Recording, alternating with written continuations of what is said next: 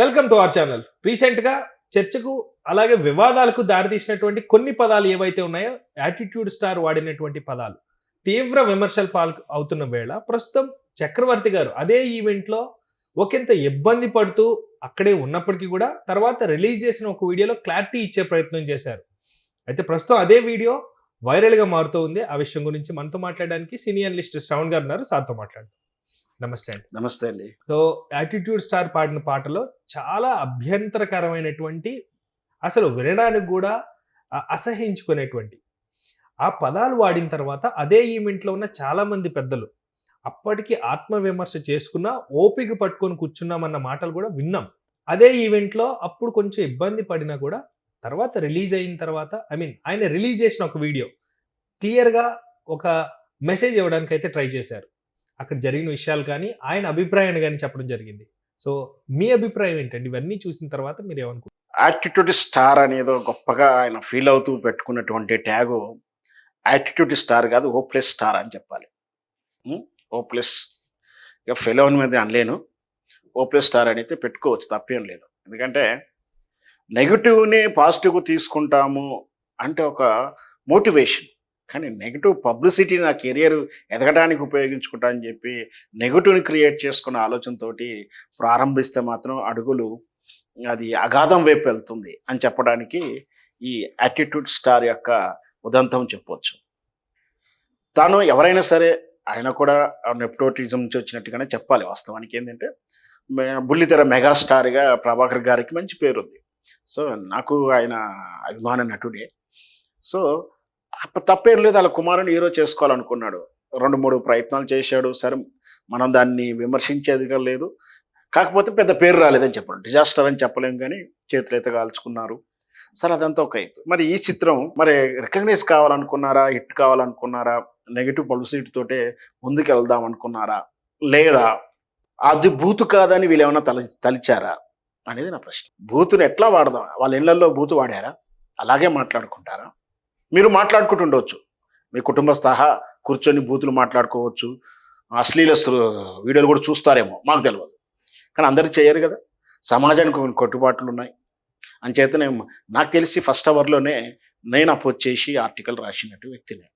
ఎందుకంటే సభ్య సమాజం సిగ్గుపడేటి పదాలు, ఎవరు మమ్మల్ని అడగరులే అనే ధైర్యమో, ఏం ధైర్యం చేశారో అట్లాంటి పదాలు వాడుతుంటే ఆ వీడియో చూశాక నాకు షాక్ అయ్యాను.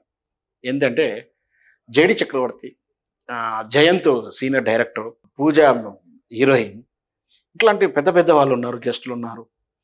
వాళ్ళు వింటూ నవ్వుతున్నారు ఆ పాట, ఆ విజువల్స్లో. మనమైతే సోషల్ మీడియాలో చూసే విజువల్ ప్రకారం అదేంటి కనీసం ఖండించలేదు, దాన్ని విమర్శించలేదు, కనీసం ఆశ్చర్య కూడా పడతలేరు. ఆయన పాడుతుంటే నవ్వుతున్నారా అని నాకు అనిపించింది.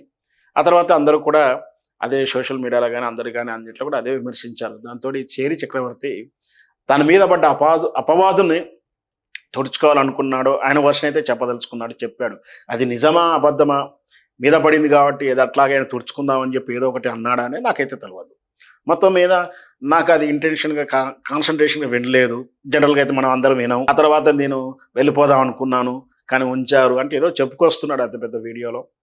చూశాను కొన్ని వీడియోలో. ఎవరు కూడా అతిథిగా వచ్చి నువ్వేదో మాట్లాడుతున్నావు, నువ్వేదో పాడుతున్నావు, నేను వెళ్ళిపోతా అనేంత ధైర్యం ఎవరు చెయ్యరు. కాకపోతే ఆ పాట పాడుతుంటే ఆశ్చర్యాన్నో కొంచెం కోపాన్ని వ్యక్తీకరించడమో ఏదో చేసి ఉంటే బాగుండేది. కానీ ఎవరు కూడా గెస్ట్గా వెళ్ళిన వాళ్ళు ఆ పని చెయ్యరు. వాస్తవానికి ఎక్కడో రేర్ సందర్భంలోనే ఉంటారు.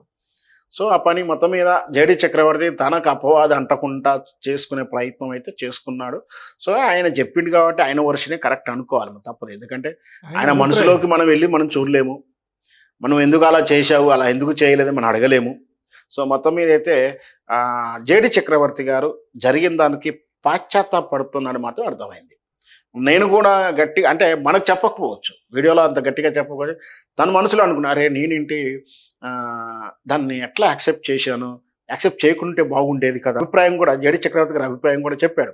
సినిమా షూటింగ్ షెడ్యూల్లోనే ఎక్కడైనా ఎవరైనా బూతు మాట్లాడితేనో, అసభ్యంగా ప్రవర్తిస్తేనో, పేకాడితేనేమో, మనకు తెలుసు సినిమా షూటింగ్ సందర్భంలో చిట్ చాట్ కోసం, టైంపాస్ కోసం కుళ్ళు జోకులు వేసుకోవడాలు, లేదా ర్యాగింగ్ల పేరు మీద ఏదో ర్యాగింగ్ చేయడాలు, పేక ఆడడం, జూదాలు ఆడడం, ఇట్లాంటివి కూడా కొందరు చేస్తుంటారు. సో అట్లాంటివి చేస్తే నేను షూటింగ్ నుంచి వెళ్ళిపోమని చెప్పిన సందర్భాలు, వాళ్ళని మందలించిన సందర్భాలు ఉన్నాయని కూడా చెప్తున్నాడు. సో ఆ పని ఇప్పుడు ఎందుకు చేయలేకపోయాను అని అనుకుంటుండొచ్చు. సరే, మనకు చెప్పకుండా ఆయన బాధపడ్డాడు అని అయితే నేను అనుకోగలుగుతున్నాను. మొత్తం మీద జేడీ చక్రవర్తి అయితే తన పాశ్చాత్యాన్ని విడుదల చేశాడు. సో చెయ్యాలి, తప్పదు. ఎందుకంటే అంత జరుగుతున్నప్పుడు దాన్ని ఖండిస్తున్నాను, కనీసం ఆయన అపాలజీ చెప్పకుండా ఇట్లా ఖండిస్తూ వీడియో చేయాల్సిందే. అంటే అది జరిగిన దాంట్లో మనకు దానికి నాకేం సంబంధం లేదు, నేను కూడా అపోజ్ చేసి ఉండాల్సి ఉంది అన్న విషయాన్ని అయితే ఆయన క్లారిటీ ఇచ్చింది. కాబట్టి ఆ జరిగిన పాపంలో ఈయన వంతు బయటకు వచ్చిన కడుక్కున్నట్టుగా మనం భావించవచ్చు. ఇకపోతే ఈ పాట అసలు సినిమాలో ఉందా లేదని ఒక ప్రశ్న వస్తూ ఉంది. సినిమాలో ఉంటే సెన్సార్ వాళ్ళు ఎట్లా యాక్సెప్ట్ చేశారనేది నా ప్రశ్న. కాబట్టి ఆ సెన్సార్ని కానీ, ఆ సెన్సార్ ఆఫీసర్ని కానీ, ఈ సినిమా సెన్సార్ కావడం కోసం ఎగ్జామింగ్ కమిటీ లేదా ప్రివ్యూ కమిటీ అని ఒకటి ఉంటుంది. వాళ్ళు చూస్తారు. చూసిన తర్వాత సినిమాలో ఇట్లాంటి ఏవైనా సమాజం కానీ, ఏవైనా అభ్యంతరాలు కానీ, ఎవేడ్ ఆఫ్ లా కానీ, క్రైమ్ కానీ ఏదున్నా కూడా వాళ్ళ అభ్యంతరం తెలియజేస్తూ నోట్ చేసిస్తారు. ఆ నోటు ప్రకారమే ఆఫీసర్స్ కమిటీ ఫైనల్ చేస్తుంది. మరి వాళ్ళు ఉన్నారా లేరా, వాళ్ళ మీద కూడా చర్యలు తీసుకోవాలి. రెండోది, ఆ బహిరంగ వేదిక మీదుగా అలా ఇబ్బంది పెడుతూ, సభ్య సమాజాన్ని ఇబ్బంది, అన్పార్లమెంట్ లాంగ్వేజ్ వాడుతూ దాన్ని ఒక కల్చర్గా చేసే ప్రయత్నం చేసినటువంటి ఆ హీరో వ్యక్తిని, యాటిట్యూడ్ స్టార్ని, చంద్రహాస్ తన్ని బాధ్యుని చేస్తూ చర్యలు తీసుకోవాలి ఆయన మీద. అలాగా ఈవెంట్ నిర్వాహకులైనటువంటి ఆ సినిమా తాలూకు టీమ్, మరి ఆ ఈవెంట్ ఆర్గనైజర్ల మీద కూడా చర్యలు తీసుకోవాలని నా demand. Thank you sir, thank you so much.